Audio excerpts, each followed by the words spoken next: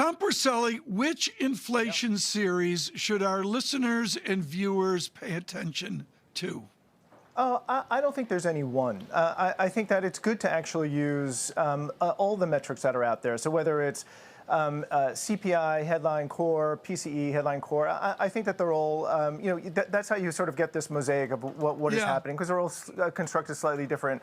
But as you and I have talked about many times over the years, I do like to break down inflation into two components, goods and services. I think you get a really great sense for what's happening from an underlying inflation dynamic perspective. And I think, as we all appreciate right now, goods prices are incredibly elevated, which has been the case for a number of months. The service part of it has really lagged. And in fairness, we thought that it would actually be sort of really turning up in earnest sort of right around now.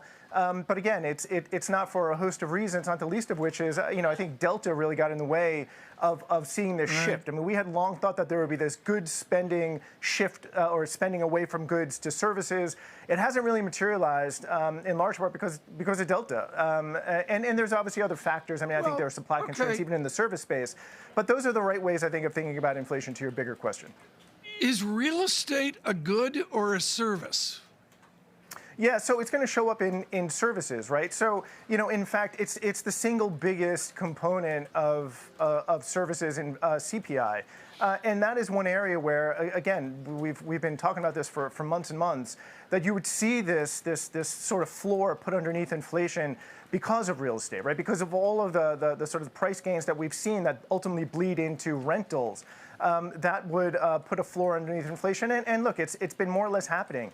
And I think, again, that'll take a little bit more time for that to really start to sort of feed through. Sort of feeds into price gains that we see from an inflation perspective, feed into the rental component with a bit of a lag. So it's something that will persist, we think, for many months to come. How concerned are you about the idea of a high CPI print and a low retail print, this sort of combo reading into this whole stagflationary debate in a bad way? Yeah. Yeah, look, I'm a, I don't, famous last words, right?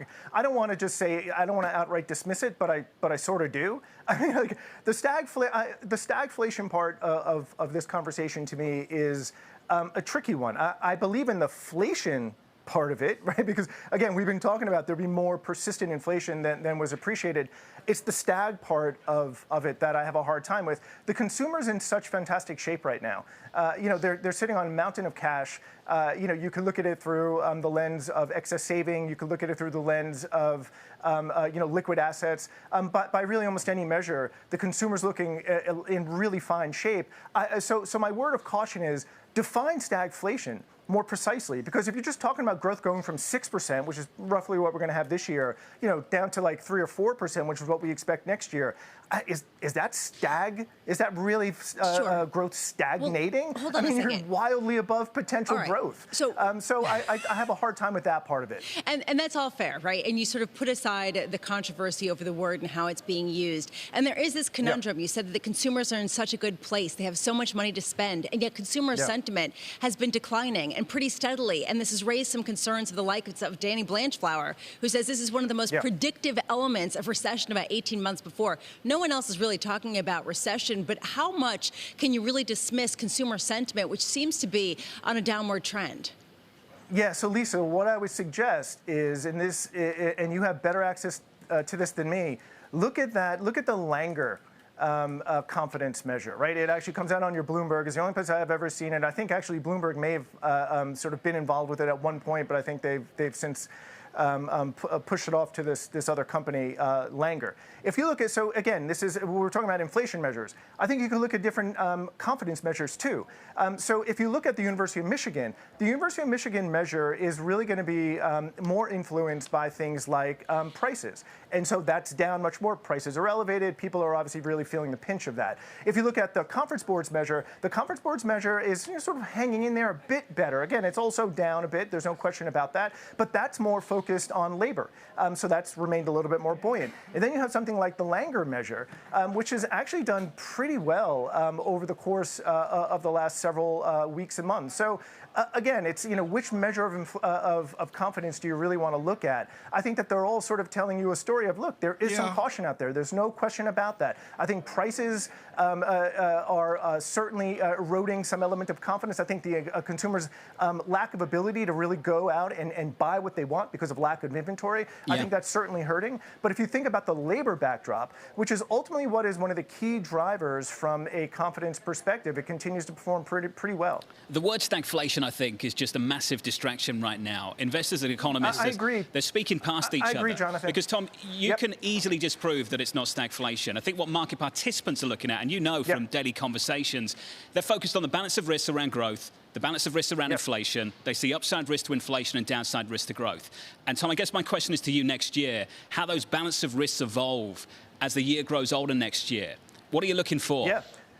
Yeah, so we're looking for slower growth. And Jonathan, I think that you framed it the right way. I just think forget about these words, right? Like transitory and stagnant. I mean, all these words are a massive distraction. And so what I would simply say is, if your sort of question is simply, is growth going to slow next year? The answer to that is a resounding yes. I mean, you cannot maintain 6% growth. But I think where you're going from and where you're going to is critical to the conversation. So if you're going to remain north of potential growth, which is what we expect. I mean, look, I know that there was some big downgrade of growth, or I haven't seen just someone sent me a message on it. I don't care who downgrades growth. I want to know where it's going from and where it's going to.